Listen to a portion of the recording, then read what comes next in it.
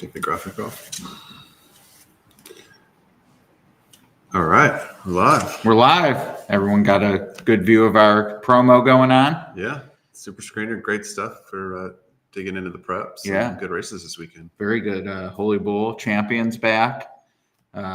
Maybe some Preakness horses in the Bob Lewis. Yeah, since they're not Derby eligible. Right. Yeah. So and what do we for get? Everybody. What do we get on fierceness? 2 to 5. What would fair odds say? Fair odds say 1 to 5. Okay. I actually think he's going to be 1 to 20. Wow. I think we're going to get the very rare nickel to the dollar. Wow. In the win pool. So it is the free square, as they say. Yeah, it is part of the coast to coast pick 5. Yeah. And as you and I have discussed, there has been some opportunity in that pool. And with the dollar minimum, and I think when you deal with the special track codes and the multi-track wagers, the CRW is not involved as involved. Yeah. So I'm not saying to plan your whole day around singling a 1 to 20, but I think if you wanted to make a bet, like, man, if he wins, I want to try something, that's where I would target. Yeah. I mean, the coast to coast has been paying phenomenal. I've been tracking it. I tracked it last year. And in fact, I probably could pop up the payouts later, but I want to start tracking the cross country pick 5 as well, because I think I'm guessing it's similar. The nice thing about coast to coast, though, you get turf racing usually at both tracks, right? And the dollar, I think, makes a big difference. Huge. No, and I play Mahoning Valley. They have a dollar pick 5 now. Obviously, that's on their races, and CRW is involved there, but it just makes a big difference. And one of the reasons I like it, in addition to I do feel it inflates payouts more often than not, is because of the dollar. I actually find myself passing. Like, well, I'm not comfortable either spending this much, or man, even if this chalks out, why am I putting so much into this? And I like all favorites. Right. Whereas with 50 cents, I mean, it's a league. Don't get me wrong, but you just I'll play it. Well, I was just talking to a friend about that. It's like the difference between the dollar and the $2 pick 6s, where you just have to pass if you don't really have some opinions at some point. Or really pick your spots versus the Gulfstream mandatory on Sunday. There's 12 horses a race, and for 20 cents, it's like, oh, I got 3 or 4 here, I got 3 or 4 here. I feel like I've got a shot, and then next thing you know, it's whatever. It's $500 ticket, and then you're like, well, I'll get some people to split, and then you get 2 out of 6. Yeah. It's like invariably the races you go 5 deep in, those are the ones you end up missing. Right? Yeah, that's definitely my plight. Yeah. So, all right, let's talk Turfway. All right, yeah. This had some couple big prices last night, and it seems like most of the sequence was kind of gettable of the 10 race card, but we had a nice bomber. Race 5 and race 8, I think it was, that were pretty tough. I only watched the last 5 because I went in on a buddy's ticket. Yeah, so race 5, we had a second time starter that kind of blew the break and didn't really do much first time out, and won it close to 20 to 1, I think it was. I did see Jane Elliott had a double. So I knew that to me is Jane Elliott had a double. That was hard. No, I'm talking about, I'm wrong. That pool play, the 2 horse was the one that blew the break, was a second time starter, but the 5 horse in race 5 was a second time starter. I think it had showed speed and stopped a little bit. That's very popular angle. Yeah. The speed and fade on debut. So we got a few minutes here. 6 minutes, and 3 to 2 on the 4 canopy. I was, 2, 4, 8 here. How about you? Yeah, I like the 4 best. By no means invincible, but I did feel like this was the type of spot where either you like the 4 and you single, or you try to beat. So I'm in the single camp. Tommy Drury's win percentage, I guess, isn't great. It does seem like his horses are running though. After a rough start to the meet, where it was like, man, this very accomplished trainer trains on a synthetic surface at Skylight when they're there versus Turfway, which even if they're at Turfway, they're on synthetic. He had a rough start to the meet, but it seems like things have clicked. And I believe 2 of the 4 winners are at this maiden claiming level. I think at least one of those was a debut runner, so a little different than this, but it just seems like the type when he targets it, and with the speed Canopy has, I just thought was the toughest of the bunch. What's our price? It is currently 7-5. Okay. I would counter your. I mean, I thought odds on was possible, so I'm not going to be too. I would counter your elegant argument to say these are bad horses, and I didn't see much difference between the 2, 4, 8. Okay. So yeah, no, that's. I'm gonna pull for the 2 and 8, and because I think this is the kind of thing. To your point, like you have to make a decision, and if the 2 or 8 get up at 4-1, I think that they'll play even longer, perhaps. And sure. The pick 5. So, no, I mean, because people think of it similarly, like I'll either lean on the 4 or not. I agree. Those are the next two. I don't have the board in front of me. What are the 5 and 7? The 7's the one other one getting bad. 7-7-2. And then the 5 is scratched. Okay. So, yeah, that's a late scratch. Okay. So it's really those 4 horses that are getting bad. 2, 4, 7, 8. Yeah, and my thought there is everyone's going to see those same 4. So, I mean, you're tossing the 7. I planted my flag with Tommy Drury. Yeah, in the 4. So, all right. Yeah, not much to it. I mean, I just hope John McKee gets out there and. Yeah. I wasn't sure if the 7's got some speed as well, and kind of felt like the 1, 1, 4, 7, 10 are kind of all going to get out there a little bit, and so that's why I wanted the 2 and 8 to maybe come off it a little bit more. But we'll see. I mean, we'll see how the track's playing. Right. It's bottom level. It's every day is a different setting there. It seems. Yeah. Hey, Charles.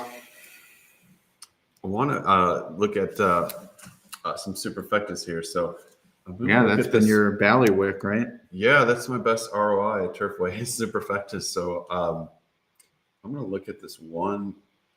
Man, that's a big price on the 3 and the 6. I don't know if I could. I could take a shot on the 6 maybe. It's just these are the kind of races, right? These horses are whatever you want to call it. They're cheap. They're figuring it out. Something happens, and So if we talk about those 4 the best on the board, I think chances are they're not all 4 going to finish up the Superfecta. So you're going to open up some spots. Certainly not. So, the question is where to dabble. Yeah, there were just I didn't have much of a spark on like, oh well, this light bulb goes on for this horse or this could happen. Yeah. Well, the 3 but there's a clear separation. 1, 3, 6, and 10 are all the next, the next step. I mean, the 3 looks fairly terrible, although this is kind of a new, stretching out. So you could even look at it perhaps as a 7-horse race instead of a 8-horse race. Mm. The 10 Golden Lake. Not a lot to recommend there, but never say never. So I might try to get the 1 and 6 in 4th here. Okay. Not 3rd? And yeah, I'll flip it in 3rd. Okay. But those are pretty big prices, and this is the one too. Like if Canopy doesn't win, probably won't pay anything if Canopy wins. But if Canopy runs 3rd or something like that, right, could pay. He could run out. He could. He could. I don't think this is the spot, but there's been spots, and the favorites definitely, could and do run out. Let's see if we can put the video up for a second, though. They are getting close to going to the gate.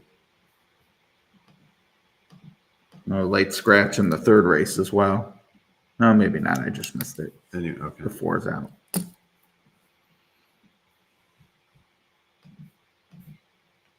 All right, so we're getting closer to the opener. 111 in the pick 5 pool. Excellent. It's worth fighting for. There you go. I don't know if to fight, but yeah. Scrap. Yeah. Melee. Oh, they're going in the gate. They don't mess around up there. No, they don't. They've actually, I think, gotten a little more lenient. I don't know if that's the word, but usually they just kind of rock and roll them in there. And as I always say, it's tough putting these Turfway bets in because they're not easy. So it takes time a lot of times.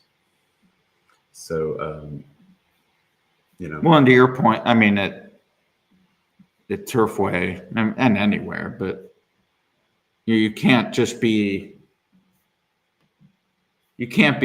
for lack of a better word, lazy and just caveman your supers, because you don't, there's no reason to ever cover 4-8-2-7 as a for instance.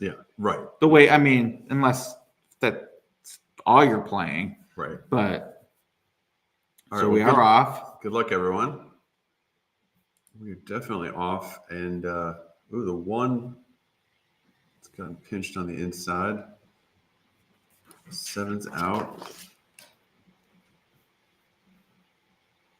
4's got a lot of horse there. There's your 4. 25 and almost 25 and 4. Or 25 and 2, I guess, 2/5.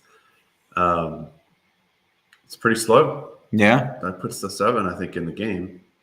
And this is, you and I have talked about this. I'd love, if we ever get to our AI maestros, I think there's some signals in certain races where you can just say, hey, this horse is not competitive. Meaning? I mean, based on which they've already run a few times, and this is a low level, but 50 and whatever, whoever with like the 3 horse here is just he's not competitive. Yeah. I really wish this 8 would come, because I would actually be doing okay here on this super, but I think I'm going to need something else to run in. Also, you need the 2 to win, which he's thinking about not doing, but 2, 7, 6, 8. Who do we appreciate? Yeah. Interesting. I kind of faded the 7, so I didn't put the 7 in second very much, which may actually bust my super dreams here. But the 4, the 4 that took money, the 7 was the one I liked least. Obviously, the 4 at 6 to 5. That's how I was. I mean, that would. Let's look at that's kind of pay all right. So 6 to 5 is out of the super, right? You've got 25 to 1 in third, no less, which I did have in third. Yeah, second choice, fourth choice. Yeah. Bomb. Yeah. Oh, that's frustrating. Let's see. Do I have it once? No, because 2 things happened I didn't expect. The 7 ran second and the 6 ran third. I did have the 6 in third, and I did have the 7 in second once, but that's actually going to pay pretty decent, I think. Yeah, with the 4 out. Yeah. I just went 2-4-8, 2-4-8, and then sort of like more of an all in third. So that was kind of my main play. And then I switched the 1-6 in third.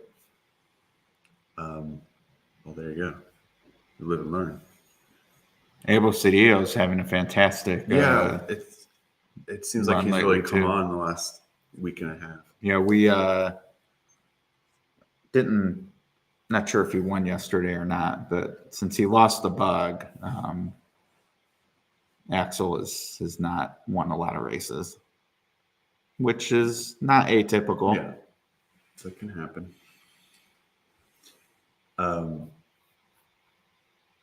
Yeah. Well, pick 4 time for me. All right. I'm still alive. You're still alive, yeah. With the 2, so good start. I went talking about the pick 4. We were talking about it before we went on. I used the 10 as almost a single in race 5, so I don't know if that's the right way to go or not. I just couldn't really get into. I mean, when I was looking as I was playing, and I did end up making a lone A just because the 11's the morning line favorite. Yeah. And I don't know what we have to say about that. I thought the 10 had, like me handicapping it without seeing the morning line, I thought the 10 would be the favorite. Yeah. So it wasn't. Okay. Yeah, I didn't worry too much. Now's the time to take advantage of that. Yeah. I mean, the morning lines are so in and out of different tracks. I mean, I think they're fine in Turfway, but these races are so hard to bet. Right. And so I would throw predicting the odds in with that camp is not easy. Although the bomb one yesterday was really strong. Like he had the bomb was 30-1. Sure. So that was right. But more importantly, the lower prices were all right. Matched pretty well. So. Yeah. That's good. I mean, it's a tough art and a science, right? Doing the morning line and a thankless job because people only notice when you blow something. So, all right. Autism Compassion gets us on the board. Avis Dio. And it doesn't get me on the board. Oh, well, it gets Turfway on the board. First of 9 today, right? Yeah. 8 more chances to. So was the 10 races just for a few days to catch up on the missed days? I haven't figured out when they're doing 10 and why, but there will be more. Okay, cool. Yeah, I'm not a fan of the peg leg, as they say, where race 5 is the end of the early and the start of the late. But that's because I haven't hit them. You hit both, then all of a sudden you're the biggest fan. It. Yeah. When you hit that race 5 and it counts twice. I actually almost prefer 8 races to 9 for that reason, even though with 8 you have 2. But then I feel like if you like those 2, then you're really excited anyway. Yeah. And if you don't, then maybe one or the other. Whereas with the 9, no matter what, that 5th it could be your Widowmaker. I don't know what it is. Like I've been there. The 8 race card just feels more approachable for that reason, and then of course the 10. Yeah. Half and half. Yeah. So. All right. Well, pretty healthy. Wow, 50-cent trifecta, $168. Because the 6 was a big price, and the 10-cent super, $125. And I like to say on that 10-cent super, 125, but that's 1,250 to 1 on that combination. There's no way that combination was that hard. 24 to 1 exacta. So I mean, you've got to kind of start at the top and then build out. But people are treating that 6 as it's 80 to 1. It's not. It's or whatever. It's 25 to 1 on the board.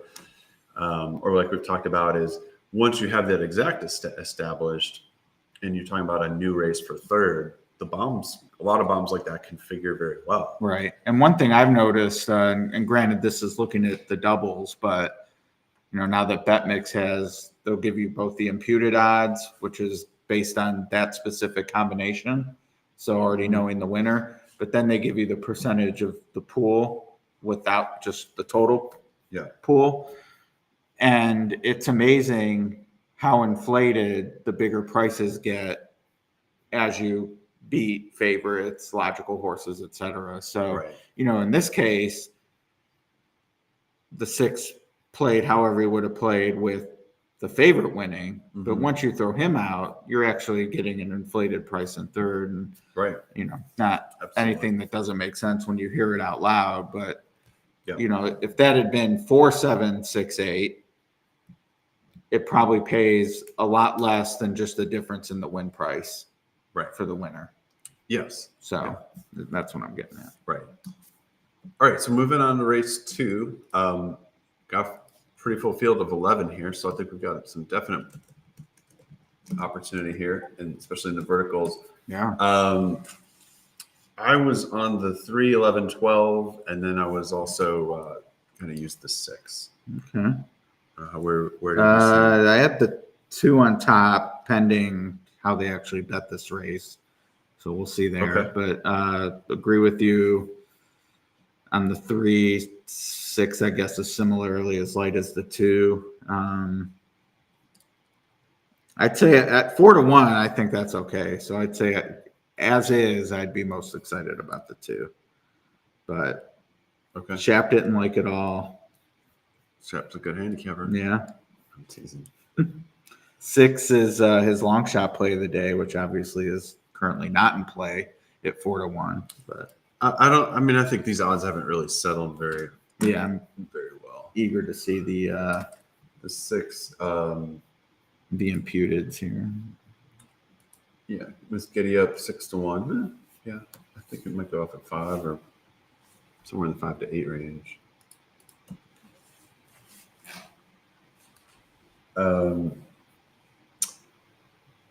What else?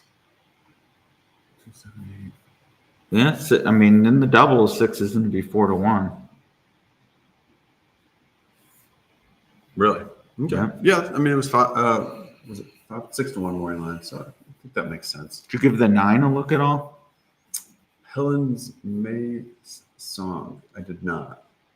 You know, a lot of these are coming out of the same common race. The December 21st race with, however you say it, the 3-horse Anaida and Future Flay. So the 3 and the 11 ran 1-2 in that race, but 5 others came out of that race. 6th, 7th, 8th, 9th, and 10th horses. So is Future Flay related to Bobby? Nobody might have owned it. No, yeah, that's true. Get our fact checkers on that. All right. Well, how about last week? It was something when like all that rain's coming down, and and it's like track. All of a sudden, we had like some crazy long shots and closers, and I mean, it's going to happen, especially in bizarre weather like that. But that was pretty wild. Yeah, there was a carryover one night, right? Yeah, it seems like it was early in the week. Thursday night, maybe. We were on Wednesday. And it carried for Thursday. No, we didn't. Yeah. The late on Wednesday carried, right? Yeah. For Thursday. Look at Canopy, he was 7th. John McKee, he's not having a great meet necessarily. Nah, and I mean the 3 was last all the way around, which at 45 to 1. Right. So beat 1 horse. Yeah. He didn't beat any. Oh, Canopy beat 1. Canopy beat 1. Yeah. But it's a tough track. I think if you're not in the right spot with some of these horses, you can burn them out. I mean, and okay, so they were going slow too, right? Remember, so I remarked that was 49-4, and he had the 4 in second. And who was on the lead? Do you remember? The 7. Okay, so 7 held on well, 4 did not.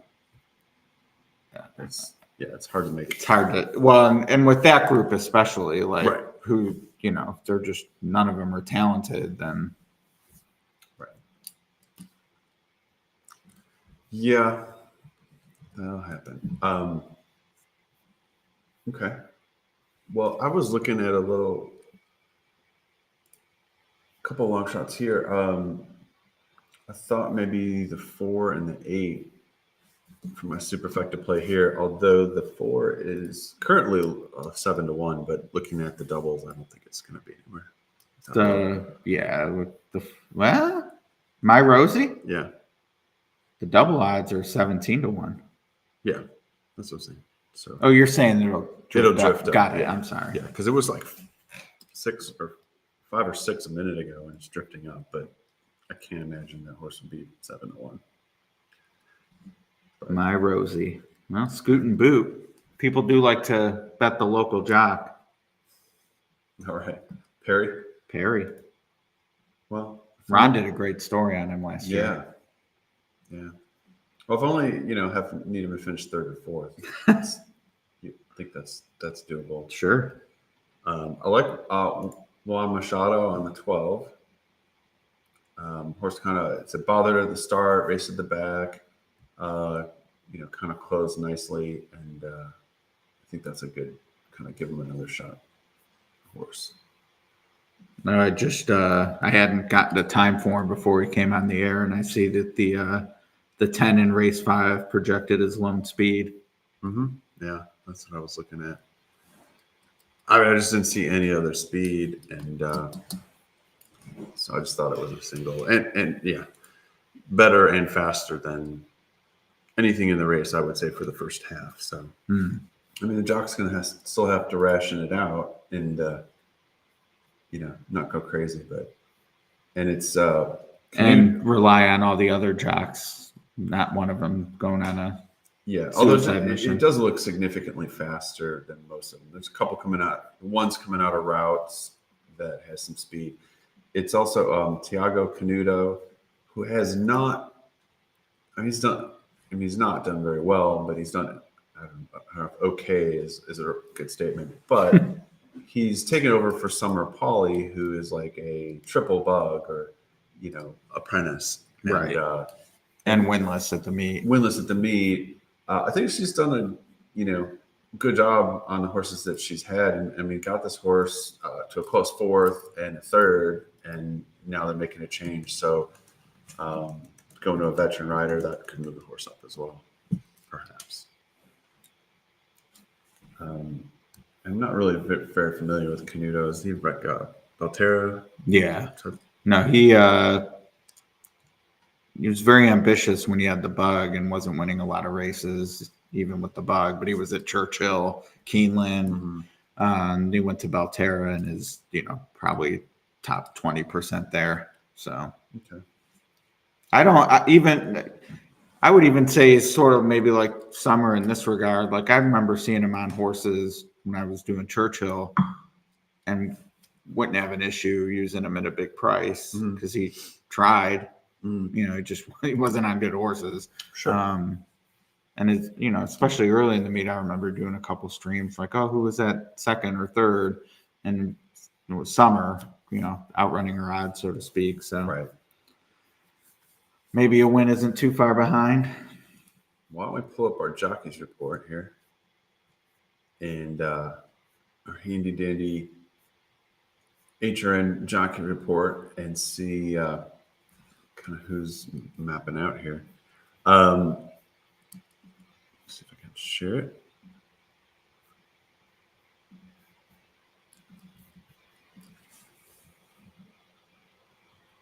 There we go. So this is kind of mapping out jocks' win percentage and compared to their expected wins. So based on the odds of the horses and then the HRN impact. So Sarah has riding pretty much all bombs, gotten a couple bombs home. Yeah. So for Nancy Adams? Yeah, at least one of them, if not both. So not a ton of data. The first two with 19 and 20 rides here, but Gavin Ashton, that's a jock's doing well, right? Yeah. So odds would say he should have won 4, 7 winners, really winning about double what he should based on the odds of his horses. So we see it plus 93% impact. So that's a rider that's doing well. And then I guess I'll have to correct myself on Tiago Canuto. I mean, you can see he's winning at 8%, which I guess, that's not terrible for 12, their Turfway's averaging 9.5 horses a race. But the impact showing that, he's doing well with really bad rides, bad horses. Right. We know we've talked about Burgos is having a great meet. I mean, that's fantastic. 22% winners. Yarmari Correa is doing, I think, really well. Almost double as well. Yeah. Sonny Leon's just kind of getting started. Adam Bishiz is riding well.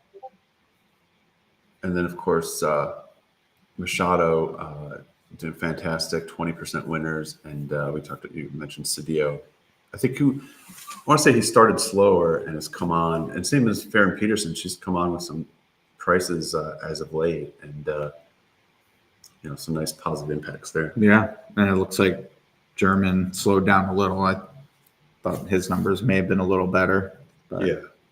But I mean, that's about par. So he's batting par for what he's riding.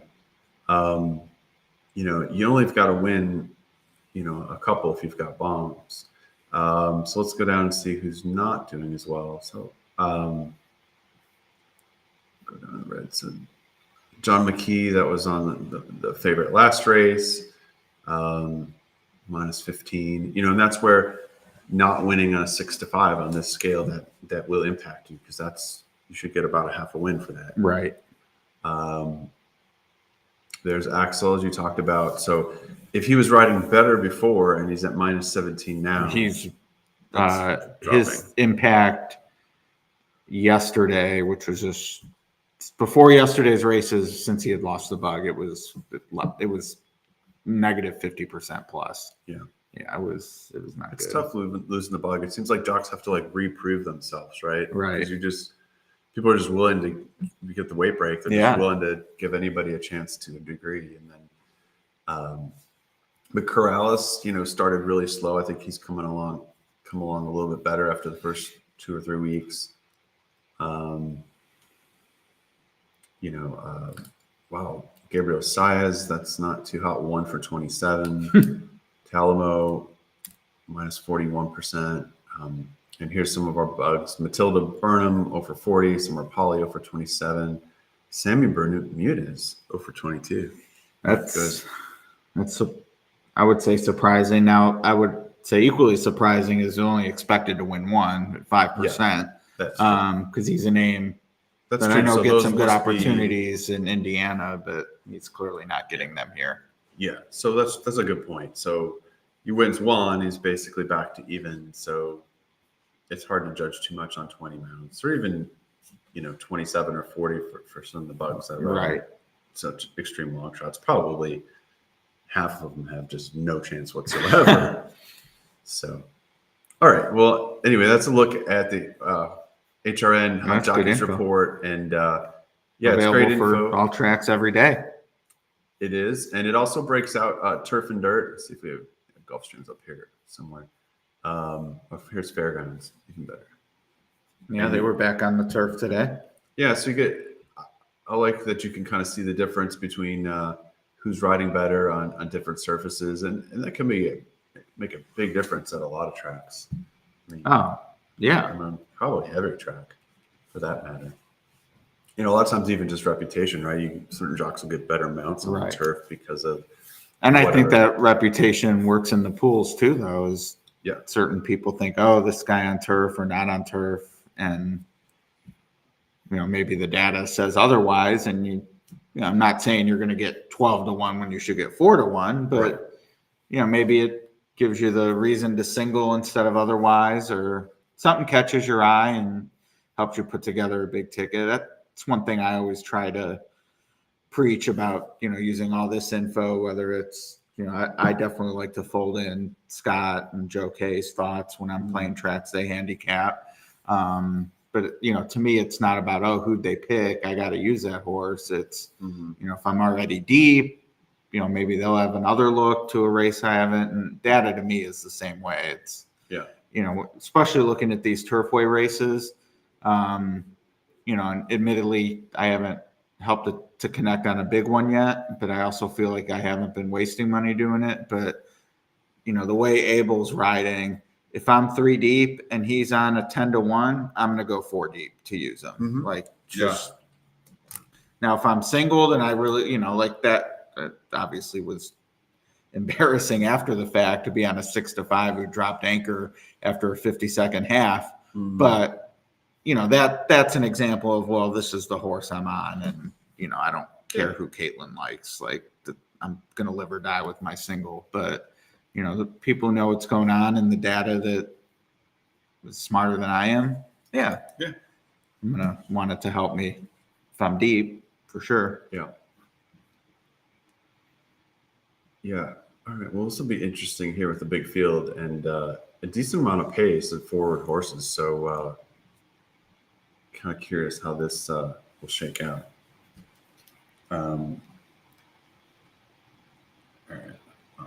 I will work at my Superfecta ticket, hopefully a little better this time. I want to get the right. Yeah, you were in the long shot and hit the race. Now you actually like the 11 though, right? Here? Yeah. Yes. As a win candidate. Even. Yeah, I was 3, 11, 12 as my top choices. Generally for a Superfecta, I'm looking at I would say 15-1 and up. So I'm looking at, okay, is there a scenario that the 5, the 7, the 8 can get in the Superfecta? And so I'll take a fresh look at them after, I've handicapped the race, I've played my pick 5 or pick 4 or whatever, and say, is there a way that, how much craziness has to happen, right?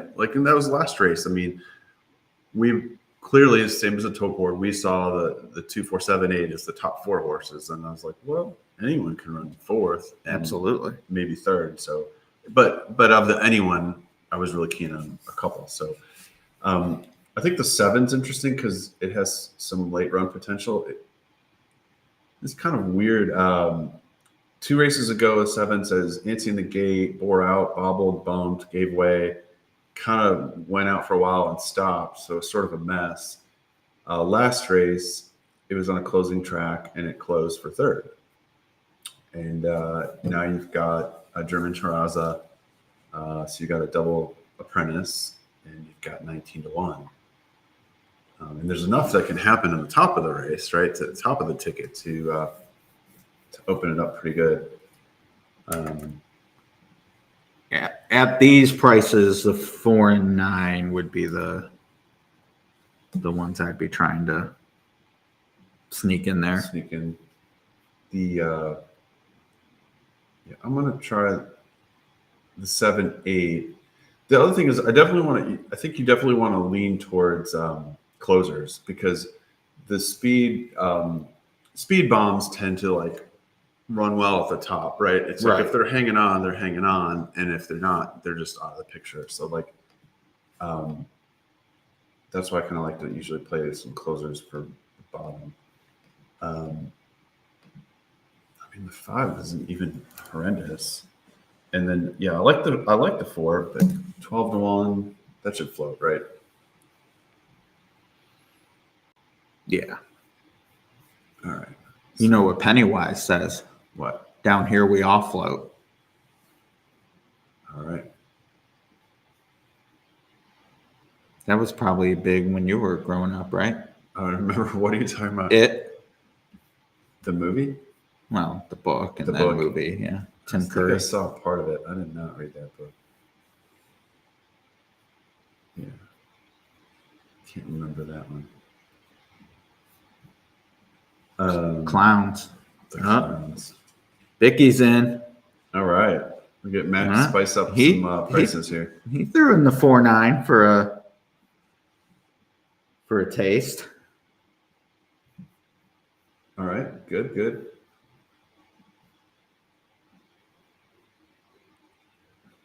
Yeah, I mean, I think the 3, 9, 4, 7. Yeah, not impossible.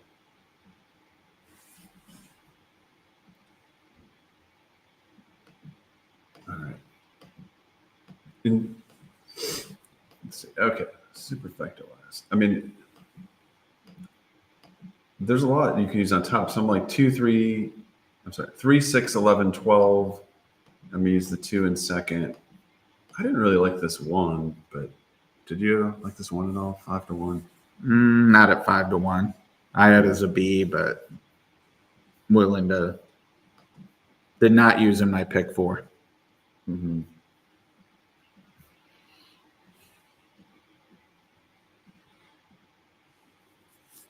All right.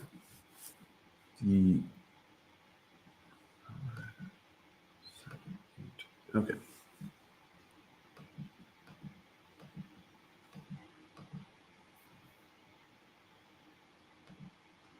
Who do you have in the third race? In third, I have 2, 7, 8, and I just kind of like those 3 in no particular order. But I thought, wow, throughout the 5-star, huh? Yeah, I couldn't see enough on that one. The Stidham horse. Yeah.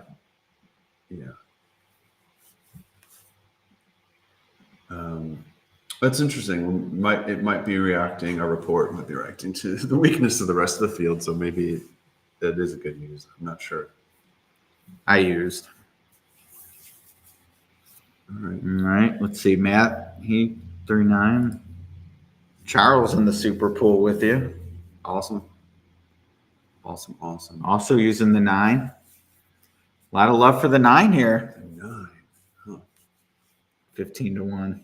Well, I guess it's 2 prior. It's last year's synthetic race. It's pretty good.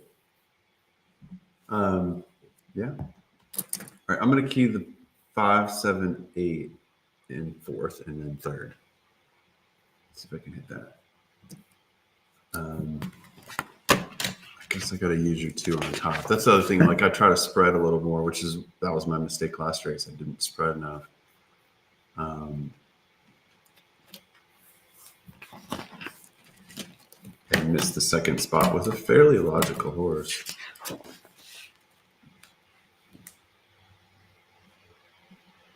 So we got what? Ooh, one kind of looked like he was banging the gate there on the way in.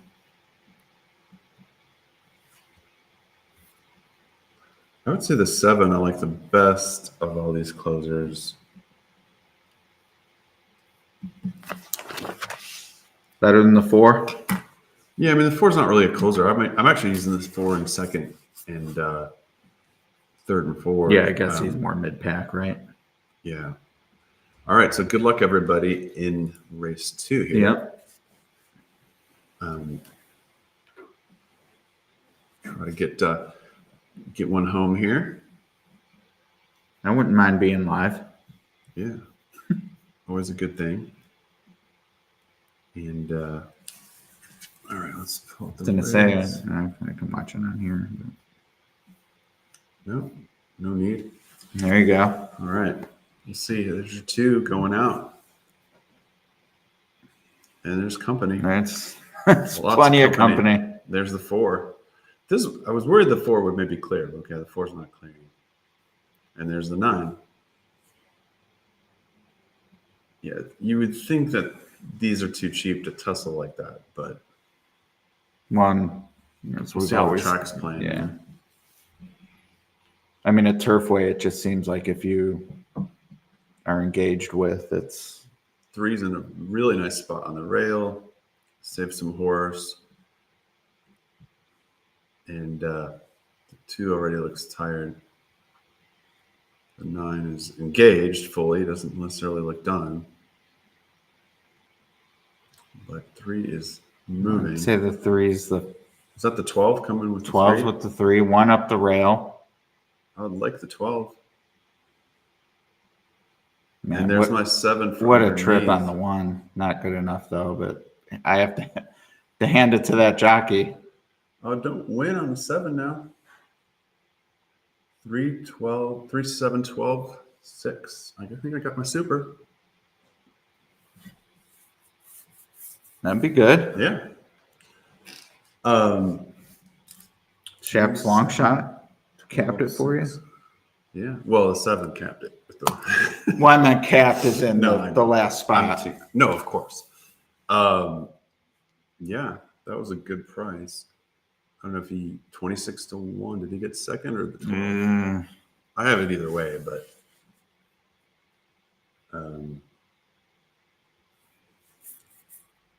definitely a little bit better in third than second. And none of those top 3 horses were anywhere. Which that's one of those, what can you really take from that? I mean, they went right. They went quick, and it was a 3-way duel. So yeah, that's true. Like, who is going to emerge from that anyway? Right.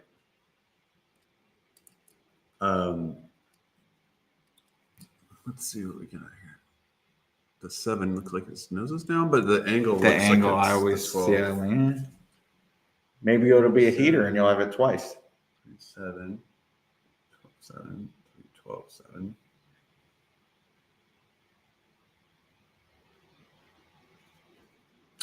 I have it twice in second and 3 times in third. So that probably balances. Yeah. Probably better off a second. I would say second, though, yeah. Yeah. The question is, there's second. All right. German Terraza. Nice. Yeah, and now that's one, I don't know, does that pay? I think it kind of does, because the flatness of the board, right? You got 2 7-2s and a 4-1. Although 2 of them are in there. A 5-1, a 6-1, and a 7-1. And then that's 11 horse field. I mean, a lot of bombs, though. 5 bombs. Oh. Well, what's the exacta? The exacta. Good question. What do y'all think this will pay out there? 3, 7. Oh, so the exacta is 235 for 2. Yeah. I mean, this has to be 225 for a dime. All right, I'll take it. Maybe more. I don't know. I mean, it's just you never. Yeah, you never know. Yeah, I'm actually gonna say more. I'm gonna say 300. All right. I hope you're right. Or that I'm wrong. Low. Would you take 300 right now? Yeah, I think so. That'd be a fun game. Yeah, that would be awesome. Be able to buy it out. Other computers would. Well, it would have to. Yeah, it'd have to be an on-track thing. Like, yeah, sell your. That would be cool, right? If you had like your 3 legs through a pick 4, if you could like sell it out. I know they do that in England where there's some things where you can sell out your stake and stuff, or like sell half your stake. Like that would be cool, you know. I know one of the issues, many of the common complainers. Look at that try. It's pretty good. It's pretty good. You were close. I was. All right. Yeah, I'm pretty pleased with my. Yeah, me too. All right, there we go. So, yeah, $350. So Times 2. Times 2. And then, like I said, like, again, that's like 3,500 to 1 is what that's paying. It's just way too much for, bottom level horses where anything can happen here. Vicky said 360. I missed it. Yeah. He was really close. Oh, wow. Yeah, that's Then 2%.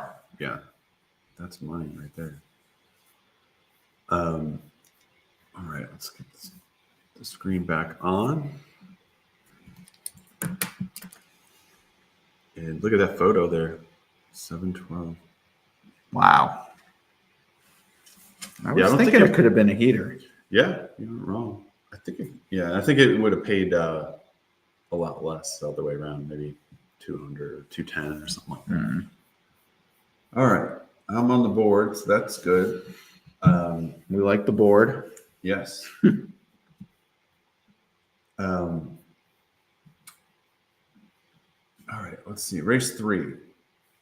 So this was a shorter race. Is this where you said the 4 was a late scratch?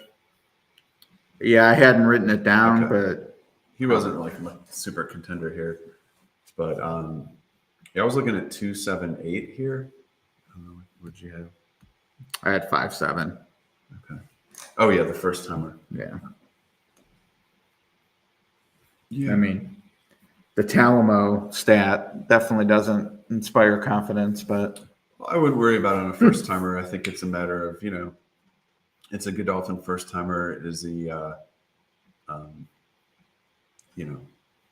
is he ready? Is he the goods here or not? Why don't we pull up our first timer report and take a look? all right. Got some time here. All right, the old first timer power ratings.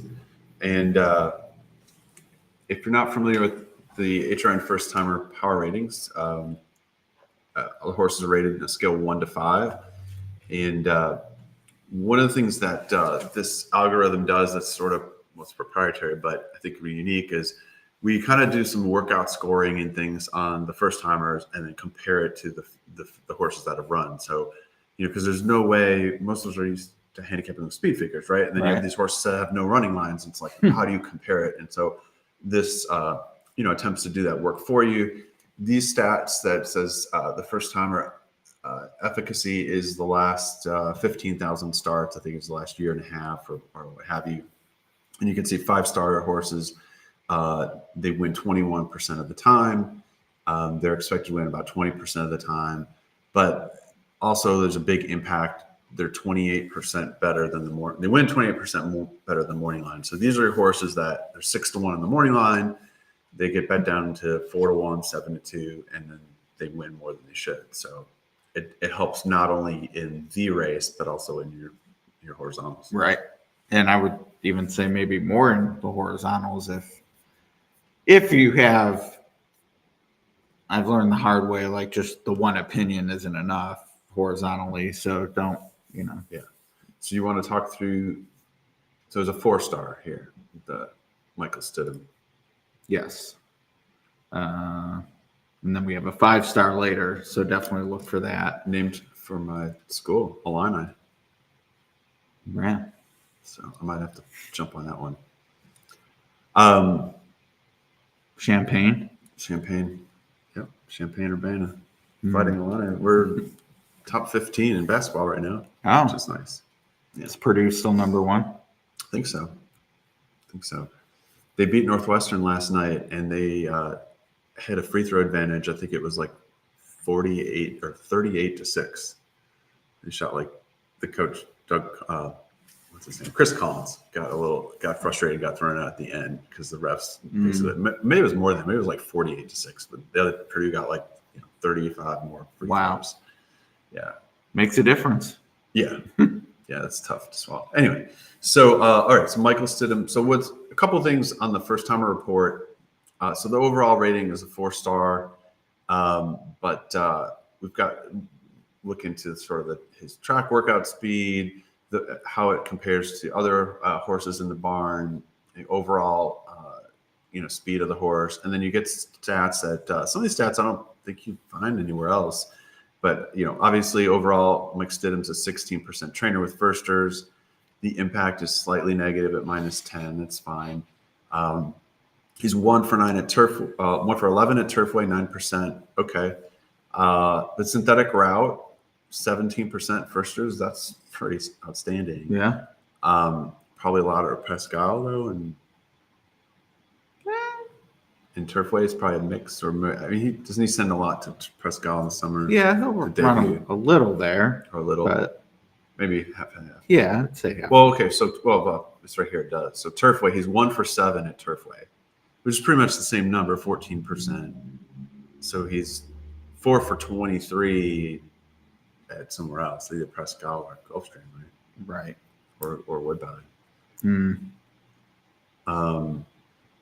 And so you get into the stat of, is this trainer, does he win at this surface and at this distance at this track? And the answer is, 1 for 7, but yes, so far. And then, Bernardini, 9% firsters. There's not really much data. Synthetic route. Bernardini's 9% synthetic route. That's fine. It's okay. The -33, what that tells me though is those horses are bet like they're going to win more, or those are a little bit better horses that are bet as contenders, but they're only winning as 11-1, right. 9%. So sometimes Bernardinis get hyped, or maybe they're running, maybe they're regressing a couple points. I think with Bernardini too, being a Godolphin stallion, you'll get, they may start with Cox or, the big boys of Godolphin, even Stidham, Brendan Walsh. And then as they go down the class ladder, maybe they end up at some sort of race, synthetic and claimer race. To me, that hurts the numbers for a horse like Bernardini. Sure. Who isn't, all things considered, given who he was as a racehorse, didn't set the world on fire as a stallion. He's useful. He's useful. They're sound, it seems, which is another positive. But on balance, he's not a name you kind of associate with the highest level. Right. He's useful is a good word. He's had some real good stakes winners, and they can run. Usually, all of them can run. Anyway, and then the last stat you can see Stidham Talamo. That's just your typical jockey trainer combo. Yeah. Not a lot of data, but with the smallish sample sizes, 1 for 7 at Turfway. Yeah. At that point, to me as well, he's done it. He's won a race. 1 for 20, I might not feel that way. At 0 for 2, obviously, it wouldn't bother me either that he hadn't won. Right. But at these sample sizes, I'm more often than not just looking that they've done it on the human side. Which for Will Walden, there's a lot of zeros for that 5-star. But 0 for 1. So. Oh right, yeah. So let's look at that one when we're talking about it. So 5 stars, and then again, that could mean that it's the algorithm saying that it's just towering over the rest of the field in terms of it just may be a bad field. Will Walden, so 15%, but look at +40 impact. And this horse is 12-1 morning line. Wow. I didn't see if Caitlin used it all. Shap did not put in his top 4, but I mean, with the 5 stars, and then the horse showed up when I ran the race through Always as well. Mm-hmm. So I don't think 12-1 is happening. Okay. So to me, that is an example of, even if it's just a pick 3, Yes. but before the people see the money in the doubles, but you're going to do way better if you're able to get to that horse in the last leg than. Yeah. And you could even, I mean, I've been starting to do is like just single a horse like that in the pick 3 in the last leg. And then when you actually get to the leg, you can still play other horses. Right. Play Absolutely. other things. But if you can get overinflated pick 3, I mean, that's what you're saying is the horse may go off at 5-1, but if you're getting 10-1 in the pick 3, that's dynamite. That's what you want. Yeah. And look at that overall. So the new sire Heart to Heart, that was the Brian Lynch turf horse, but 27% winners on synthetic plus 109% in impact. So that's pretty good start. Pretty stout. Yeah. I mean, the 0-for-12 first time is not great, but so young. I mean, and that's just not a horse that was ever going to get precocious types and. I wouldn't worry about that. Right. I mean, I'm not. Yeah. The 5 stars rules the day there for me. So yeah, I would agree. Yeah, and I was just kind of ambivalent on the one in this race, and now he's 3-1. So, but anyway, so it's a useful tool. I mean, we both use it every day. Oh yeah. It's a Fairgrounds really uses it every day. Yeah, we throw it on the screen. We'll throw it on the screen at Gulfstream and other tracks as well. It's tough. You need good information with first timers because there's no running lines. No. So gotta find what you can. And you're gonna play out in NHC next month, right? Is it February? It is next month now. Yeah, so you'll be using the first time. Oh yeah. Report. No, that's I have 2 things that are very much going to guide my quest for cap horses, and the first timer report is one of them. All right. I'll keep the other one under my toupee. Are you going to live blog your plays? Oh, absolutely. My plays, I'm going to definitely live. Tweet. Talk about it with Ron and see what type of content makes the most sense. But yeah, we're hopefully going to have some fun and bring some glory to HRN. Get Ed to the final table. I will commit the trophy to this office if I win. Excellent. So we'll have to get some high security here. Those the lights that shine on art and stuff. Yeah, little installation. Yeah, just put it with the Derby 150 trophy. Well, imagine if we just had it out on the street front window. People could take pictures. Of it. Yeah, we could put like a huge sign behind it. And one of those, like, just putting the red rope in front of it makes people think it. Put some glass, right? Put some fiberglass. We could just go to like Hobby Lobby and get some little fiberglass case. All that's left to do is win the thing. Yeah. All right. There you go. I guess that's the hard part, right? Some would say. Yeah. I'd imagine Matt Bickey is qualified. Oh yeah, Matt's played I think probably 10 times.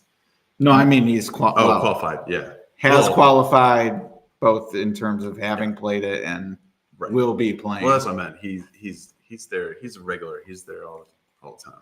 Probably 10's probably way under. So I've played in it only once. Have you played in the NHC? No. Yeah. I've been for work, but never played. Right. Yeah, most of the time I was out there for work and stuff. It was great seeing all the players, great talking it up with everybody. And the cool thing about NHC, I'll say this, is you see so many other, horse players, and you get to see people you haven't seen in a while, but everybody's focused. So for the most part, there's no like 10-minute conversation. Right. It's like you talk to somebody for 2-3 minutes and you talk to somebody else and I got to go back. I got to study. So you get to spend a lot of time with a lot of people that way, which is really cool.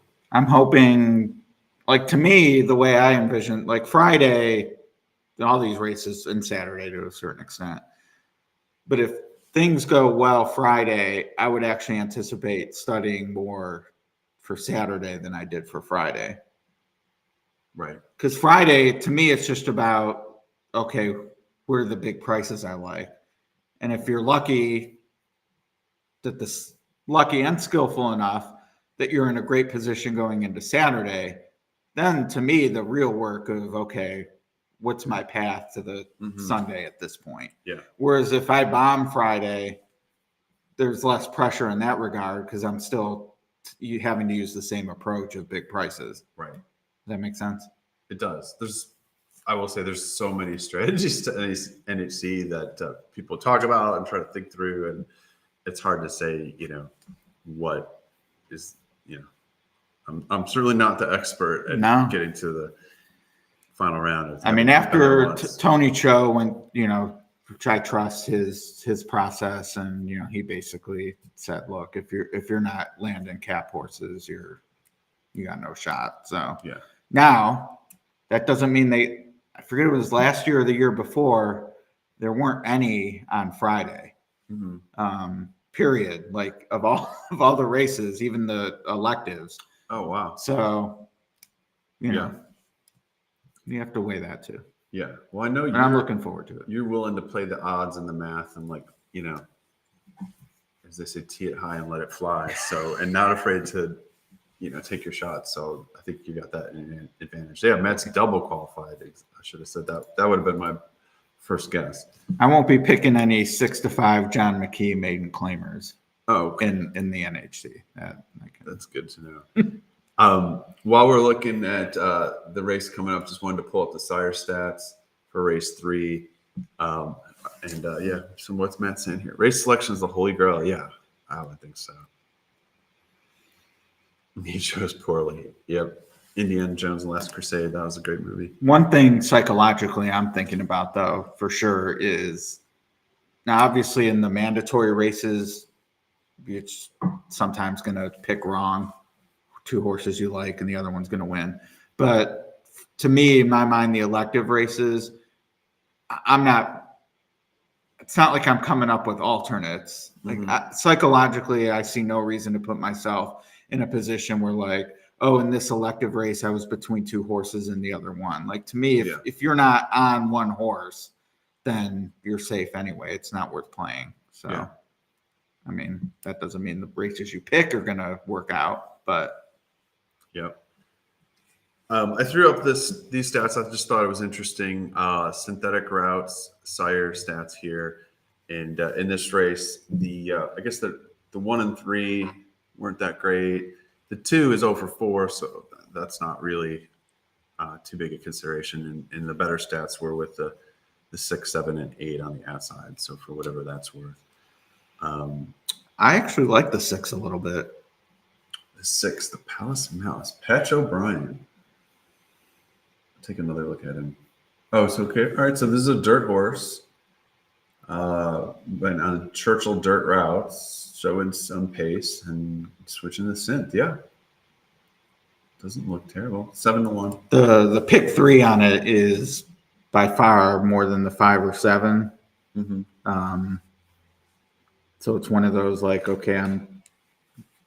I leaned on the 5 or 7 more, but I think the 6 winning actually would be better for me in the long run at that price. But so now I'm remembering, this is why I got onto the 2 and 7 a little bit. So they're let me pull up this video here, but they're both coming out of this race, Mendelsfly and East from West, and if I recall, I think the rail was really good that day, and the 2 came out of the 9 hole and was 4 wide first turn, kind of wide, and then the 7 was 5 wide, coming out of a post 10. Mm-hmm. So I think they were kind of up against it on a track that was probably playing inside. So I thought, all right.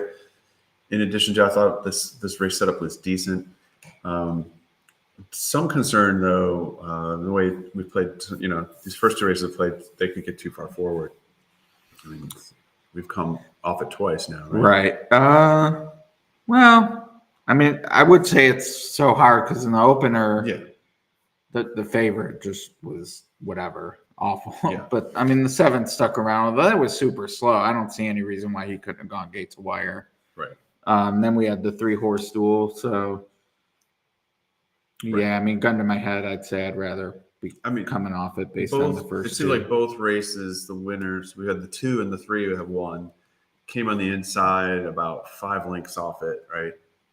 I didn't see with that much detail because we're yapping the whole time, but it seems like they kind of were in the middle. They weren't too far back, so somewhere 4 to 6 lengths off it, and then just kind of second half of the race started to move up. Right. Got there on the turn and then had horse. But in race 1, yeah, it was they went so slow. It took the two. When the last race, the rail, I mean, the one had a great shot up the rail, and I just think ended up not being good enough. Yeah. The rail looked a little bit good last. But I mean, the 12 when it's 3-7-12, the 12 was outside of the 3 following him, and 3 is probably just the better horse. But you're right, the 12 did look like a winner. For a few strides. I'd say, yeah. Yeah, I think last night the inside was potentially good, so something to watch here. Yeah, Dirty Reg with me on the 4-star. Now we're back down to 9. Was a 10. 4-1. All right.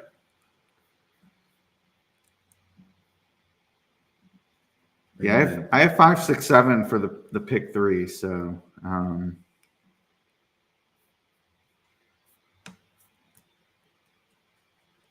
right, that'd be nice.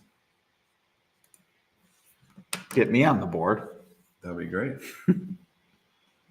To finish the pick 3? Yeah. All right. And keep it going. And keep it going. All right. How about the 7? Because I got the 7 too. Then we can both win. Yeah, 7's all right. All right. It's 80. I was actually a little surprised, 80 some bucks, which the 2 is the big favorite. Oh, really? No, the 8, 2 and 8. Okay. Who are? I mean, I get it, but yeah. All right. Let's see. Yeah, I was 2, 7, 8. Not sure what. This doesn't look like a super race to me. No. 7 horses and no. I mean, I know we talked about the logicals looking good in the opener, and the favorite ran out. So, but here there's no big favorite to even be against. So flat board. Correct. Yeah. Yeah. So this is right. This is one where, like you made some good points on the 6. He's 8-1, 9-1. If this was a 10 horse field, I would maybe look to do something with a horse like that. But it just seems like it's not going to really pay much. Right. Certainly if you get him in third in a trifecta, it's not going to pay much. If you really like him and you can get him in second, okay, now you're in business. But yeah, I'm just going to try to get through with the 2, 7, 8 and keep on keeping on. Don't let your meatloaf. Yeah. And then I'm not single to the 10 in race 5, but have the 10 as a strong A. Are you still live in the pick 5? I am. Oh, okay. Yeah, I'm AA right now. That's one of us. Pick 4 though. Yeah, no, pick 4's nothing to sneeze at. These pick 4s are huge a lot of times. Oh yeah, yesterday's was 28,000, and it was one. I mean, tough horse, admittedly, but it wasn't. Yeah. I mean, that type of pick 4 payout is usually like, 3 illogicals. Yeah. So I didn't see. Yeah, I mean, this early, I just didn't see a heck of a lot in the way of bombs. Interesting horse in the next race, Summer Polly is on the 8 horse.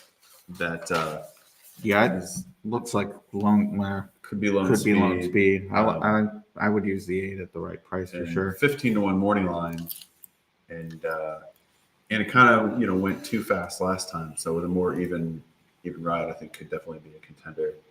So Can you hold the fort here? I can. The bladder buster got me. All right. 6 to win. Who among us? Who among us? All right. Well, we got 1 minute here as we go into the gate. So good luck, everybody, with race 3. And Ed was on the 5, 6, 7. I was on the 2, 7, 8. And people have asked why so many horses. Well, I'm trying to get through the pick 5. These sequences are so tough at Turfway, but that's what makes them so great. They pay extremely well. Didn't really see any Superfecta plays here. It's just really open board. Maybe you could try some doubles. And like I said, the 8 is a nice price in the next race. The 2-8 doubles $100. 7-8, 8-8 doubles are about $85. So I'm going to punch those out just really quick. I mean, it's a decent horse for the price, I think. I was 2, 3, 11 in the next race. Let's see, 2, 3, 6, and then the 8 and 11 were kind of my B's, but kind of attracted to that price on the 8 at the moment. The doubles with the looks like the 1, 2, 3, and 12 are the ones getting bet in the double. So good luck, everybody, in Turfway Race 3, and hope you get your plays home. We'll see how the track's playing here, and how it compares to the ones earlier. I would say we came off the pace in the first couple races, and with the 6 going out, the 6 that Ed was talking about, with the 2 and the 7 right there, and the 1, this could play a little faster and set up for a closer. Am I winning? No, the 2 and the 6 are in a duel. Looks like he's trying to hold the 2 back, but I was just saying, I don't think this looks too great for the 2, 6, 7 at the moment. It's kind of why I wanted to include the 8. That was my closer of the 3 contenders that I had. 24-37. I think this next fraction is going to tell the story.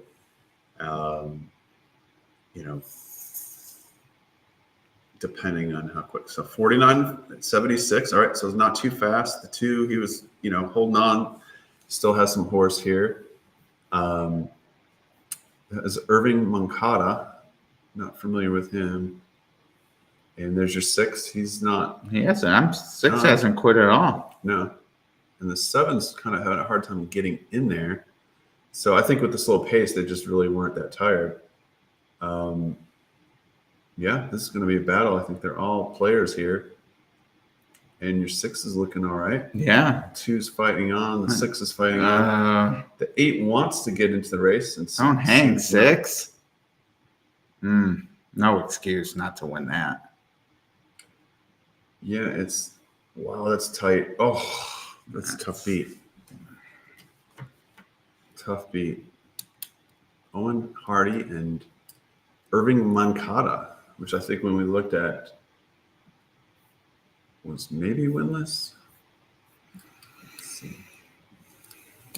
Well, the multi-race money was right. That was a very clear favorite. The 2. Yeah. Wow, 7-2, and so not favored at all. But great call on that 6, 8-1, almost got there. Yeah, that's disappointing. I stay alive, so I am undisappointed. But I mean, nothing's really too big right now. What's the pick 3 to the 2? 55. Yeah. Still got some time to go. They went slow though, right? So it seemed like the 24-37 was a little quick, and then everything slowed down. 49, almost 50 seconds, 115 and change, 140 and change. Yeah, 20. 25 and 6 to come home. But so we were looking at the jocks. But Irving Moncada on our HRN stats, this doesn't include last night, but 0 for 9 at the meet so far. So first winner, potentially. For Irving? For Irving, yeah. Well, Blair successfully Awesome. tabbed the 2 at the 6, so nice job there. Excellent. Well done. Love it. Oh, that was Yarmari Korea on the 6, which gave a good ride, but I know you're definitely disappointed on the finish. Yeah, I mean, I think the 2 was clearly the better horse from a PP standpoint. So I don't know. Yeah, I mean, never had. It's not like she was in front and got retaken. Right. Yeah, I think the 2 had a little more horse early on when he was trying to save horse a little, and she was kind of getting out there. But she puts her horses in good spots. I mean, I've been really impressed. All right. Well, this next race should be plenty of balloons. Should be great. Well, we can take up another super horse. So, all right. So while we got a minute, let's talk about the Derby Cups again. So we've done fair odds for the Holy Bowl, the Southwest, and the Leonatus, which is the local prep. That's on Friday. I'll put that up now. Okay. Awesome. So Awesome Road is going to the Southwest, so he's scratched. But I actually like Epic Ride. Mm-hmm. Got a push on him when he debuted and put a ticket together singling him, and he was second and would have been I don't know about life-changing score, but would have been great. So then he came back, and the word was still, we're a believer, all systems go. And he ran great and wasn't favored that time either. Didn't make what I would have made if he had won on debut, but felt a little better about at least finally getting to cash out some on him. And of course, now he's back. And the reason he's able to run in this race is they had to postpone the originally scheduled Leonatus because of the cold. So this allowed him to be in here. He is Triple Crown nominated. I believe those come out next week. So we'll see the designation for sure in those Brisnet PPs. But he's not the morning line favorite. So I'm gonna run him back. I think he has a shot to go gate to wire. That's Friday night. And then on Saturday, a friend of mine says Epic Ride is going to win the Derby. Oh, so he's a big Epic Ride guy. I looked when Ron put out his odds. He is not listed. Okay. I am trying to get someone to have him added that I can get down before he wins this race. All right. So what price do you want? 200 to 1. Really? How much you want to bet? $2? I'd do 100 on it. 100. I mean, I want it to be. I'm kidding. Yeah. I want it to mean something. Of course. All right, Southwest. I've heard that this is the race. Yeah, this is it. I had a tough time with it, as you can tell. My favorite, most likely winner, Just Steel, 9-2. Based on the morning line as well as taking a look at the HRN projections, linebacker I think could be the one, and maybe I end up playing. Mm-hmm. He's I think 15 to 1 on the morning line, and it's a 12 horse field.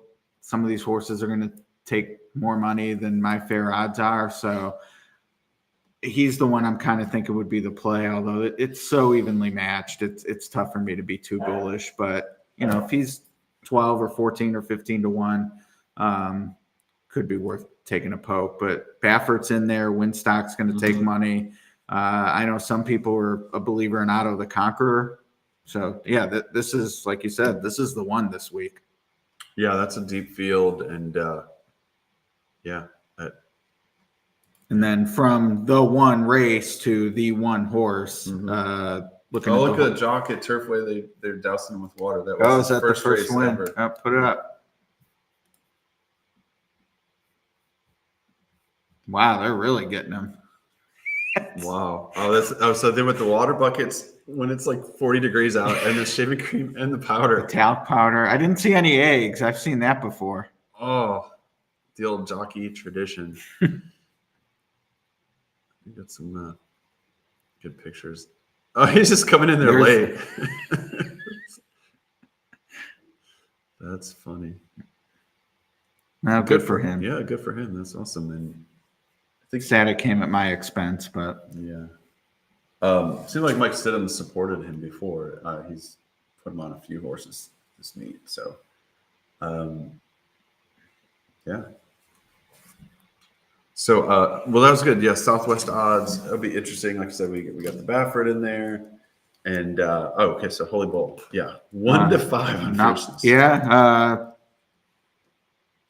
I mean, I think he wins the race 80% of the time. So is that 1-5 or 83 is 1-5. Okay. What's interesting though about 1-5, and I actually think he'll be lower than that. So, but a lot of people say, oh, who wants to bet 1-5? But in the and our friend and colleague Keith Bush talks a lot about this, like using certain criteria for structuring your bets based on your fair odds versus the actual price. Right.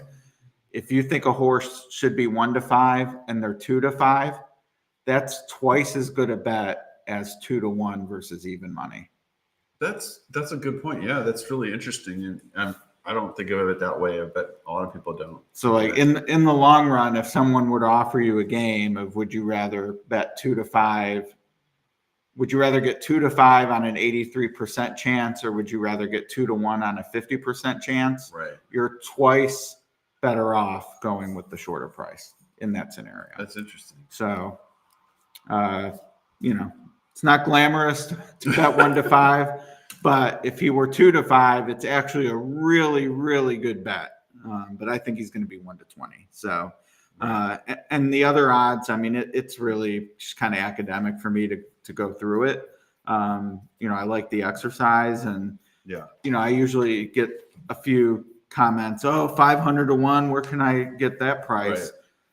Well, this is a 100-point line. Yeah. If you want me to make a 110-point line and you can bet against it, we can have that conversation. Right. But if I were to do that, Dancing Groom all of a sudden is now 30-1. It makes that big a difference. Yeah. Yeah. I mean, 500-1 is it's not even half a point. Right. But to me, it's good to think about that. Like, man, if you really think a horse has a 1-5 chance of winning, then look at the odds the other horses have to be. Right. So I'm fascinated by it. I know it's not for everybody, but no, it's good. It's a good exercise. And to your point, like if you feel bad about singling fierceness in a pick 4, pick 5, or the coast to coast, like we were talking about earlier, I mean, the good thing is you turn it into a pick 4, but to your point, if you think 1-5 is value versus, you're probably getting 2-5 in that wager, perhaps. It's not bad.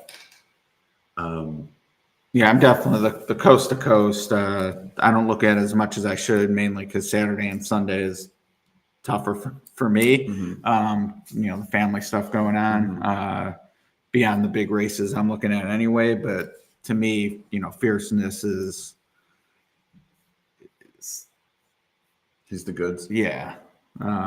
But I mean, he did lose a race and lose it badly.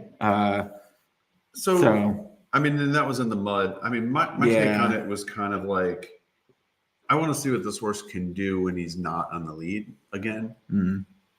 But looking at this field, I think he's on the lead again, and we've seen what he can do on the front. So, and you saw his owner came out with a pretty bold statement today. What was that? No, I didn't see that. He said Churchill should allow Bob back. Oh, really? That is the owner of the champion. It would make the Derby mean more to.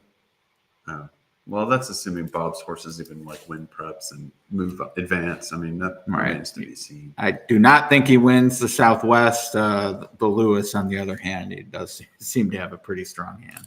Yeah, what do you make of Winstock in the Southwest? Yeah, just nothing. Just a horse. Not the numbers just aren't there. I mean, not that he can't improve. But did he win the Low South? He was second. Second, okay. All right, Matt says it's fascinating. Race. I agree. I'm not worried to play that short, but one thing I will say, I think when it's the first leg of the pick 4, pick 5, people will play it even more, and that I try to maybe avoid a little bit more. And so the other thing is, you can always take a shot if you like a 5-1. You can play a smaller ticket with him, and then whatever, you light it on fire and start again and play the pick 4. Because you're not adding that much value, but I mean, if you're convicted in the other 4 legs, by all means. One of the other legs is going to be Nisos. Yeah. So. Wow. Yeah. That could be chalky affair. I mean, they'll be on a lot of tickets, right? Right. Yeah. Well, I see. I'm looking at the 9th race we talked about with the 4, the first-time starter, and there's just not much in that race. So I see what you're talking about. I mean, I like the 8 as well, just because if the 4 is nothing, the 8 is a big wire threat. Okay. That's the only speed, that you saw. The 2's kind of, I think the 2's got some speed a little bit. Charge the castle. Let's see if we got any sire moves in there. The 2's a take charge Indy, moves up from 14% synthetic route to 19% synthetic spread. So there's a slight move up there. But yeah, there's not a ton to recommend there. And the 3 is, however you say this, Demarchale, foreign sire, 22% so far on synthetic sprints, just 18. So that horse is actually a move up coming from a turf sprint. So I was thinking maybe to use the 3. Couldn't decide on the 2. The 2 is your Tom Drury. And the 7. The 2 in the last. Yeah. I'm just trying to see what some of these prices are. Those are pretty even. I mean, speed figure wise. Yeah. There's just not much to beat for that first timer. So that's what you want. And, the other thing, as much as we've been focusing on first timers the last couple of years, that I've really learned is, what do most first timers that are going to have a shot do? They go to the front. They have speed, right. Except for, the mattress Mac. Yeah. Well, except for Todd Pletcher trades them to close and plod and go further. Right. And Chad Brown and some trainers, Bill Mott. But most first timers are going to show speed. And so I have a really hard time doing this when I find firsters that I like. If I see a race with a lot of speed, I tell myself I should lay off, and then I don't. But this is the kind of race that you want. I don't know how fast this horse is working. Let's see how fast he's working. Moderate, like a 49 breezing out of the gate. It's probably pretty good for this level. But my point being, if the horse shows speed and there's no. What is going on with that jockey? No weight? Oh, that's what it was. Yeah, somebody was mentioning earlier that the 5-star had a jockey with no experience. So the jockey has to have some experience or it'd be a bug. Well, in this country, you better Google it. Okay. There's the jockey has no starts in Brits, so I think that means no starts in the US. Right. Yeah. We got a carryover in the single 6. Almost 19 grand. That's a bet I stay away from because I can't pick 5 at Turfway usually. So, I mean, it pays well. It's fun. It's fun. It's the jackpot. The effective take is 23.5%. Which I'm not saying is great, but considering there's pick 4s at 23 and 24%, for a 20-cent pick 6, it's pretty nice. Right. No, for sure.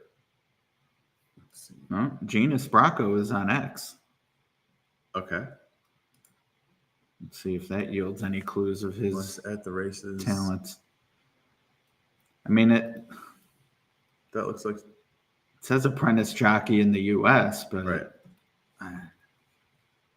Maybe he has to have 1 start to become an apprentice. In the stats, like right. Just there's no rating in the Brist system. Is that perhaps? Well, what's the weight? Does it show the weight break? It says 120 pounds. Yeah, no, it would have been a superscript in the PPs. Right. So. Right. Unless they put a correction on the crawl. But it says 120 pounds. So, I mean, maybe he's nothing overseas. Nothing that's coming up. Nothing South America. Well, who's the horse he's pictured on? There's just some other horse. Yeah, I noticed his ex had a lot of, I think, horses he probably galloped, like that type of thing. Sure. All right. Well. Mutual friends with Kevin Kilroy. Okay. So. It's got that going for him. It's fairgrounds action. No clues. Nothing on Facebook about riding a live one tonight. That's what I was hoping for. Nothing. No, he's not telling his friends. Why be a Facebook friend? Oh, man. All right.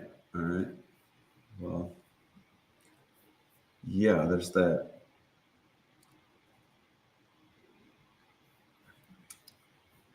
All right, so I might have to spread a little bit more than the first timer. Man, none of these are prices.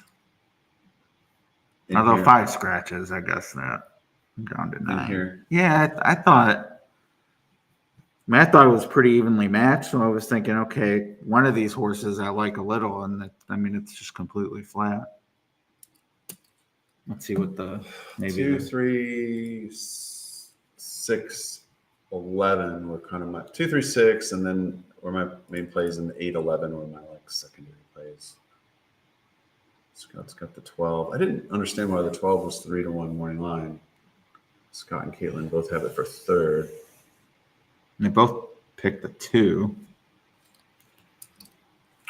So the 2 I thought made sense. 2 races back, I thought the race on the 2, that's the race that wins this race. Last race, sort of inexplicable, didn't really show up.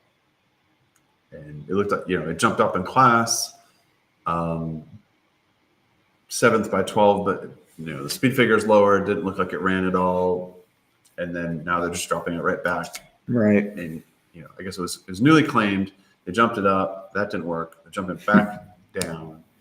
And that was a non-winners of 2, 7,500. This is, I assume, non-winners of 3. So slightly tougher. But I thought if the 2 ran the race 2 back, it would win.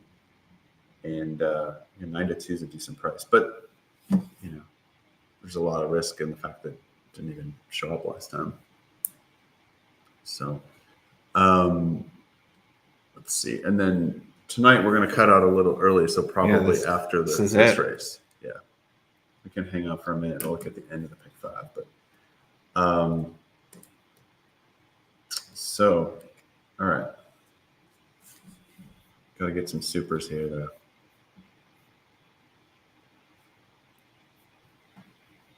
Vicky and Blair both giving the 12 a look. All right. Which I get for sure. Double wise, it does look like the 8 and 11 are going to be higher.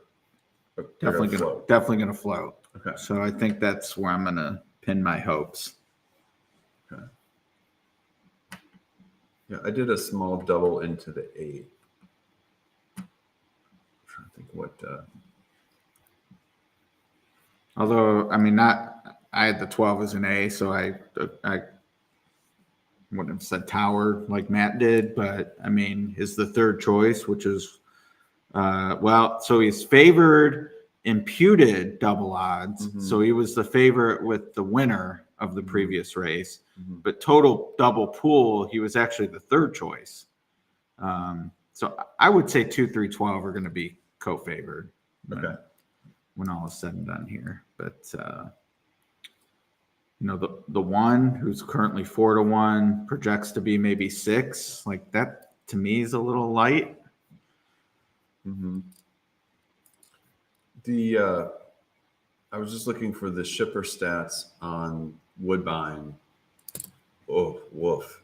Oh, terrible. Yeah. So here, who's shipping in from there? The one. Oh, okay. Yeah, throw them up. So our HRN shipper report, which comes with the pro reports, as does the jockeys that we saw earlier. Yeah, with the package. Look at the Woodbine. So this is on the right side. Last 90 days, Woodbine shippers are 2 for 42, which is not good. 5%. Bet wise, they were expected to win 17% of the time. I didn't even see an impact this low. Minus 250. Wow. Yeah, so basically they should, if you were betting these horses, you should have won 7 and instead you've won 2. So you're winning less than a really third. Bad. And it's bad. Woodbine is. I think the figures are just too high at Woodbine. So then they get over bet on top of. They get over bet, yeah. Yeah, so maybe Well, winning 5% is pretty light. Maybe they're getting overplaced as well. So that's one tip here. The Woodbine shippers are sort of ones to avoid at Turfway. So now watch this horse win. But they do win. All right, let's see. And I was trying to find a super horse. Maybe, well, 8. Like I said, could be a price, but that's a pace horse. But it's sort of long pace, so is it a hang on play? Yeah, I mean I think it's a use. I probably would try to find something else. Like the 7's a little interesting.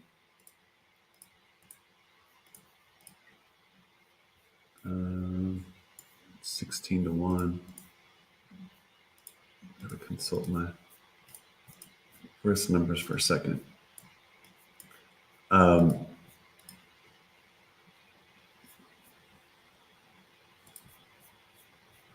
Yeah, I like horses that are just kind of hang around types. The 7's interesting because it's like finishing 3rd, 4th, 5th, 6th. It's just sort of like right around that spot.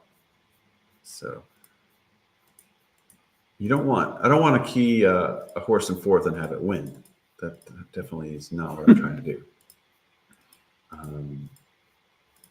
But that horse in race 2, it ran 2nd at 26 to 1. I was glad I covered for it.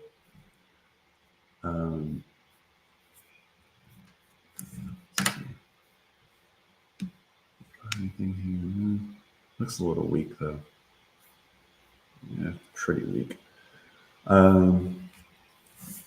All right, who are you on here? 8-11. All right, those were my B's for whatever reason. All right, which you're live to, right? I am, yeah. 2, 3, 6. I have more. Yeah, I'm just playing around with some exactas to see how I can't really find a super here. The 10 looks absolutely terrible. And the rest of the board's pretty flat. So, I mean, I could throw a dart at the 7, but it's like, look how flat that board is. So 1, 2, 3, 6, 8, 11, 12. So what's that? 7 horses. If you take that as correct, that he's got a leapfrog 4 of them, it's probably not. It's possible, but who needs to? If I played the 7 to run 4th, you're super. But I'm gonna say it'll be in the photo for 5th kind of deal. You know, it'll be coming, it'll be kind of there, but it's not really worth it at 15 to 1.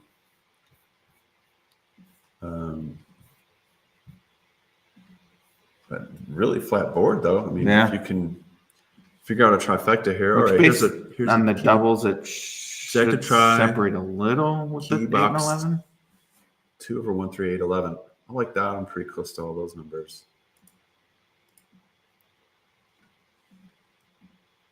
You know, this 6 is a decent price. I thought the 6 was really interesting. 6 to 1.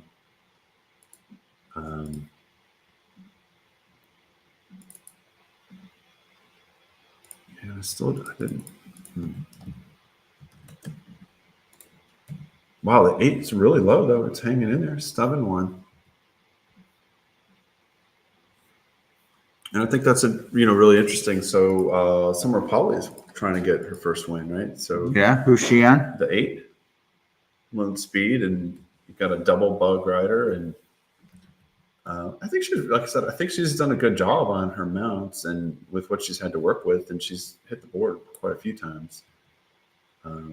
7-1, people aren't really scared.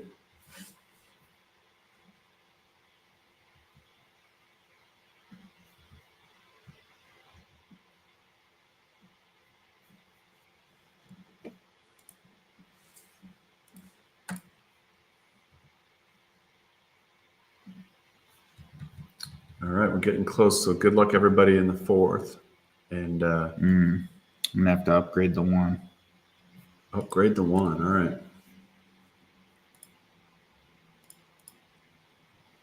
Yeah. Mr. Meeseeks. Mr. Meeseeks is hanging in there. 4 to 1.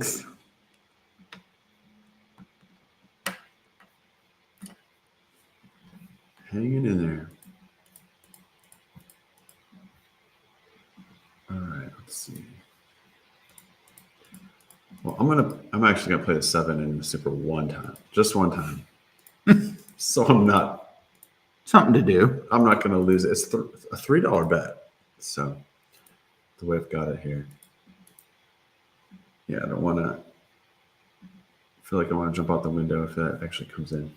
All right, so good luck everybody in race 4, and we'll continue to see how this track plays, and let's get some winners home.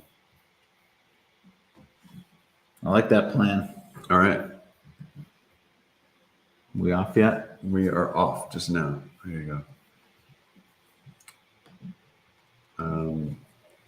We've got a few going now, but there's goes Summer on the 8, and did a nice job. She didn't ask the horse at all. I think she knew she had the most natural speed, although the 2 is out. This is not where I wanted the 2 to be.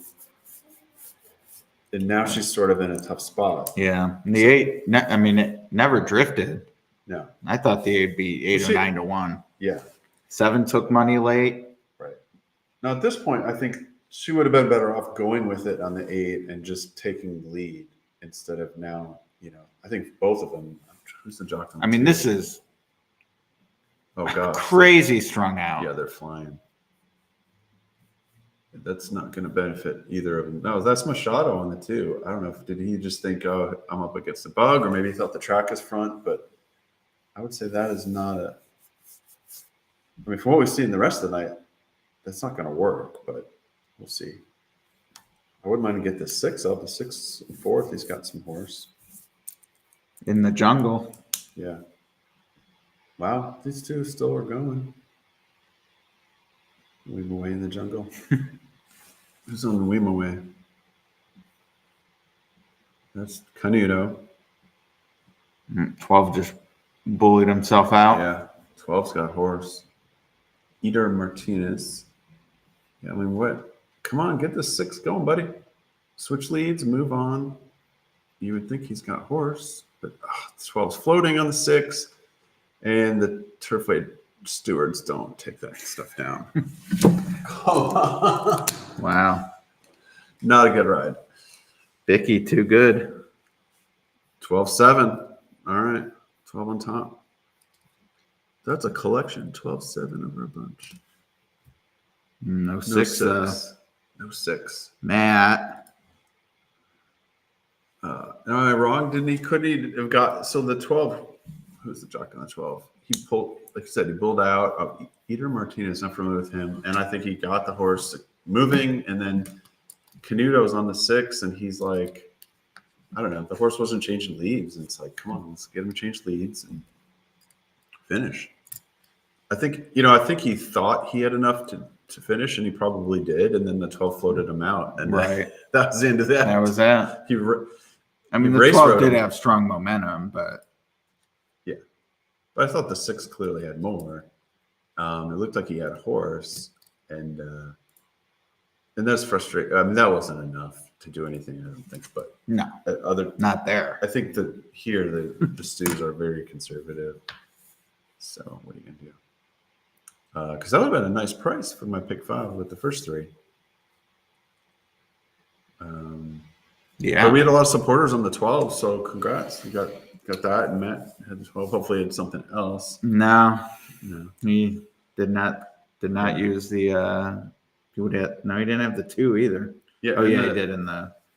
Hard to say what to make of the 2-8, right? Going out like that, and they both hung on, but it wasn't the best field. So, I mean, everyone behind him. It's just like. The 6 was in about 4th. Do you see where the 12 was? Maybe 5th or 6th? Yeah. I mean, they were so strung out. Yeah. Yeah. All right.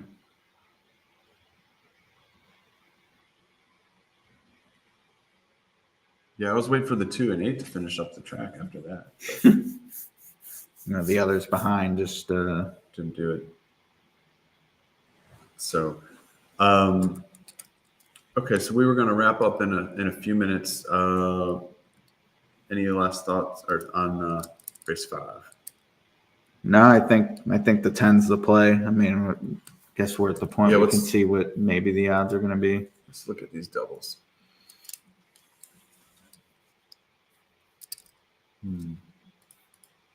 Yeah, 10 overwhelming favorite over the 11, who was the morning line favorite. But what kind of price do you think we'll see? Looks like 8 to 5. Okay, yeah, and that's about right. And the 11 is going to be 3 to 1. Okay. Well, alrighty. So that will be could be a chalky start to the pick 5. All right. So where are you landing on our brand new jock on the 5-star horse in the last? Got to use. Oh yeah, but not a single. I want to use the 8 too, just because it looks potentially lone. Yeah. Like, all right. Looks lone speed. So. All right. I mean, and I'll worry about this if I get live. It's not really a scenario I want to plan for before that, just because I'm deeper elsewhere. But there is a scenario that exists. Okay, jock, brand new or whatever reason, no starts, no bug. Right. But if he's the one saying, well, I'm going to, trainer says we're ready, I'm going to take the race to it, and then ends up dueling with the 8, you want to be prepared for something. Yeah. I'm not going to prepare for that in the multis. So hopefully, it's something I'll have to worry about come race 9. But yeah, for now, it's not I'm just 4-8. I also thought the 2 in race 8 was a single. Okay. 2 in race 8. Let's write that down. The deuce. The deuce. Who are you on there? I didn't get to race 8. So okay. I was focusing on the early. I'm still sad about my pick 5. I think I was alive on a $2 pick 5 single to the 10 in the next race. But I needed this. I needed the 2 or 6 there. And we're official. So it's interesting to see what that pay. It's probably not going to pay that much because if the 10's 8 to 5, then pick 5? Yeah. Oh, don't tell me it would pay a lot because then. Well, no. I mean, there was no. Yeah, there was nothing that was long. What would we have? A lot of $9 horse, $8 horse, $9. Wow, race 2 and 3 paid $9.44 exactly. Both of them. Yeah. Oh. So a little over 7 to 2. This horse is 9 to 2. Well, maybe I can collect like $4. Yeah, you have the 4 or 5, like 4 or 5 a bunch of times. How about that? Not me. And it's official, but we have no prices yet. Officially. They just want to make sure they're not going to look at it. There we go. Yes.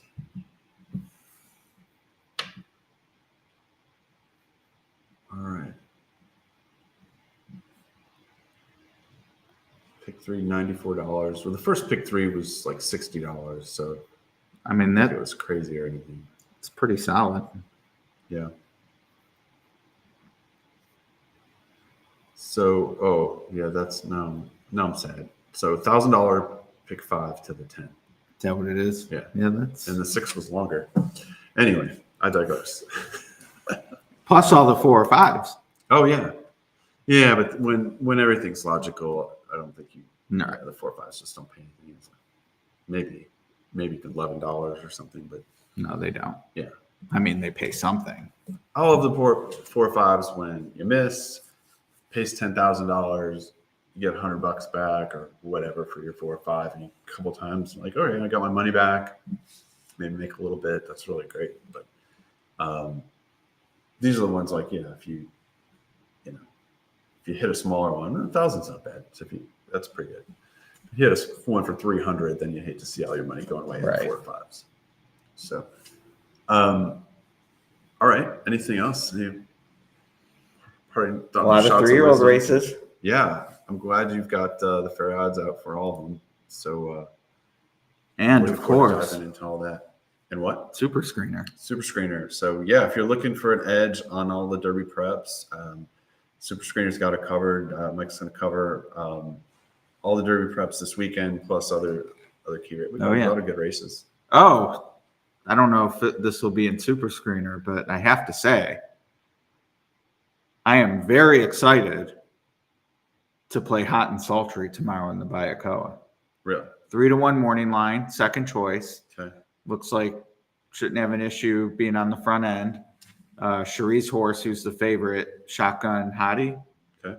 2-1 morning line favorite. Outside post, very bad at Oaklawn, just 5%. Posts 8 and beyond, an amount of 16th. So that's a hindrance. Lay off. I think all signs are pointing to Hot and Sultry. All right. I'll check it out. Yeah. Thanks for the tip. So our numbers say she's going to be favored. I would still pull the trigger at 2-1 though. Okay. So Love it. Love it. Hot and Sultry. Hot and Sultry. Definitely be playing more Oaklawn around the Southwest. Yeah, I haven't looked at the card around it, but they usually do a good job, and they lost a lot of races in January, so I'm sure they're excited to get back at it. Yeah, absolutely.